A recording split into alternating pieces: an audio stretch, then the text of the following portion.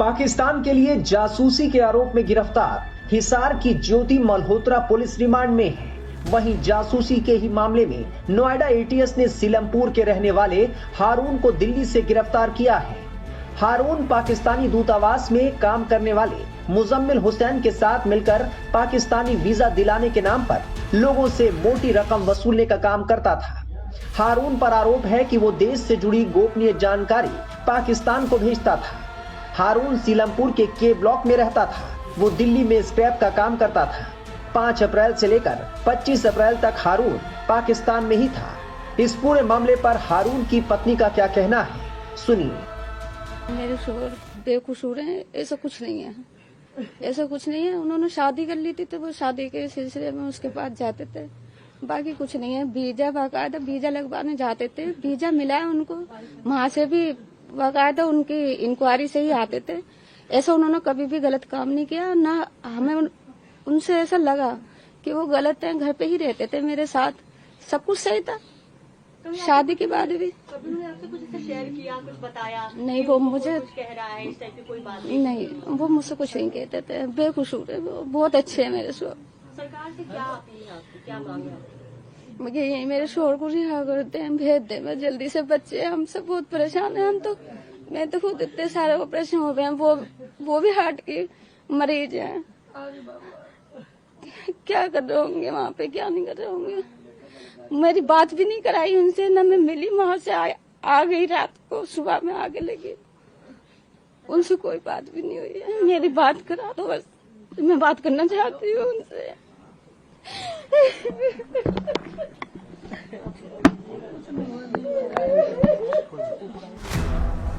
वहीं हारून के मोहल्ले वालों और पड़ोसियों ने उसे लेकर क्या कुछ बताया, वो भी सुनिए।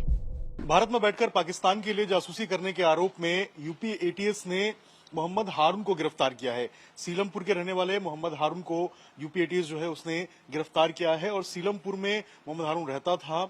आरोप यह है कि मोहम्मद हारून मोहम्मद मुजम्मिल, जो कि पाकिस्तान उच्च आयोग में काम करता था, उसके साथ मिलकर जो देश में जो गतिविधियां थी, जो सैन्य जो मूवमेंट्स थे, उनकी फोटोग्राफी और वीडियोग्राफी जो है उसको जो है वो दूसरे देश में पास करने की कोशिश की गई थी। और इसके साथ साथ जो वीजा है उसको भी एक तरीके से हम कहें तो उसको बनवाने को लेकर जो पैसे हैं उनको इस्तेमाल किया गया था, देश जो विरोधी गतिविधियां हैं उनमें इस्तेमाल करने के लिए। इसके साथ साथ मोहम्मद मुजम्मिल जो है वो पाकिस्तान एम्बेसी में काम करता है और जो हारून है, हारून का जो कनेक्शन है वो मोहम्मद मुजम्मिल के साथ था। दोनों एक दूसरे के संपर्क में थे और उसके बाद यही कनेक्शन जो है वो एटीएस को पता चली और उसके बाद एटीएस ने मुजम्मिल जो है उनको एक तरीके से पहले ट्रेस किया और उसके जो मोहम्मद हारून था उसको सीलमपुर से गिरफ्तार किया गया। अभी जांच चल रही है। मुजम्मिल को भी 24 घंटे के अंदर भारत जो है वो छोड़ने के लिए कहा गया है और इसके साथ साथ और कितने लोग हैं उनकी भी जांच की जा रही है। इस वक्त हम हारून के घर पे मौजूद हैं। ये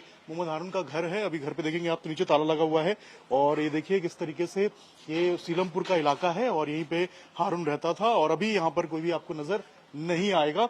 और जो एटीएस है उसने गिरफ्तार की थी और ऐसे कौन कौन से लोग हैं जो इस पूरे मामले में शामिल हैं उनकी जांच की जा रही है, कौन कौन कनेक्शन है उनकी जांच की जा रही है। देश में एक के बाद एक पाकिस्तान के जासूसी नेटवर्क का पर्दाफाश हो रहा है।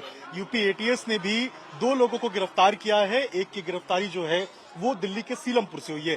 ठीक उसी जगह पर हम मौजूद हैं जहां पर सीलमपुर में जो घर है वो आपको नजर आएगा। ये जो आप मकान देख रहे हैं ये हारून का मकान है, ये सीलमपुर में मौजूद है और हारून यहीं पे रहता था। स्क्रैप का काम बताया जा रहा है कि हारून यहां पर करता था। एटीएस ने जो गिरफ्तारी की है इसमें दिल्ली में काम करने वाले जो मोहम्मद हारून है इसको पकड़ा है, जो असल में पाकिस्तानी के लिए जासूसी कर रहे थे। जांच में अभी तक जो सामने आया है उसके मुताबिक जो पाकिस्तान हाई कमीशन है उसमें जो कर्मचारी मुजम्मिल हुसैन है जो कि वहां पे तैनात था, इन दोनों के बीच में यानी कि हारून और मुजम्मिल के बीच में बातचीत हुई, दोनों के बीच में दोस्ती हुई और दोस्ती इतनी गहरी हुई कि मुजम्मिल के इशारों पर हारून जो है वो काम करने लगा। और हारून का ये भी बताया जा रहा है कि पाकिस्तान में रिश्तेदार भी हैं जहां वो अक्सर आया जाया करता है। इसके अलावा एटीएस के मुताबिक ये भी पता चला है कि पाकिस्तान का वीजा जो है वो दिलाने का काम हारून और मुजम्मिल करा करते थे, यानी कि मुजम्मिल के इशारे पे जो हारून है वो पाकिस्तान का जो वीजा दिलाने का काम है वो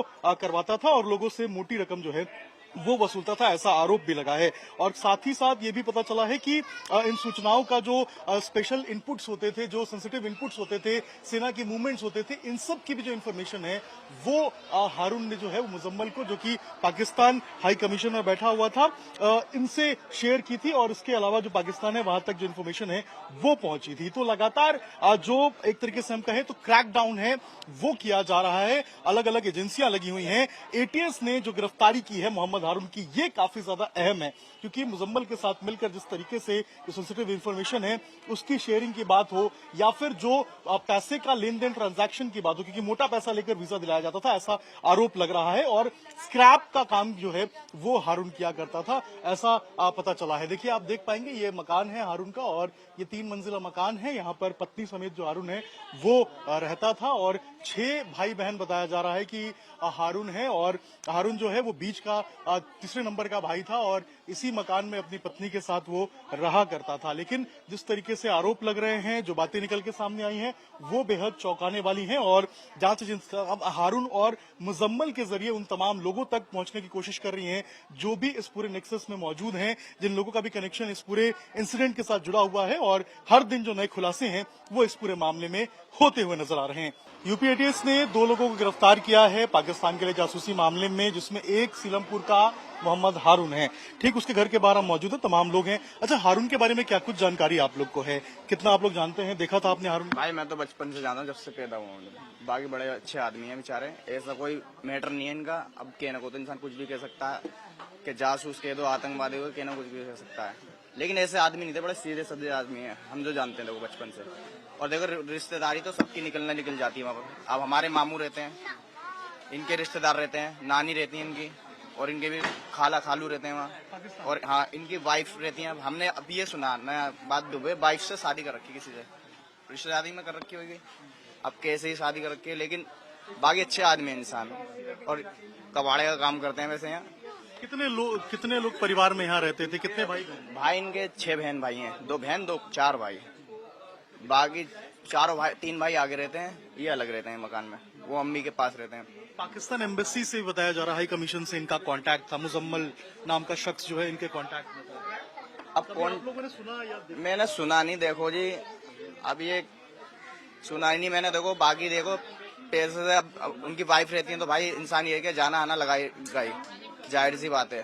पाकिस्तान में कहाँ रहती है उनकी वाइफ? कुछ ये पाकिस्तान में कौन से, मेरे को पता नहीं कौन सी जगह रहती है, लेकिन पाकिस्तान में रहती हैं।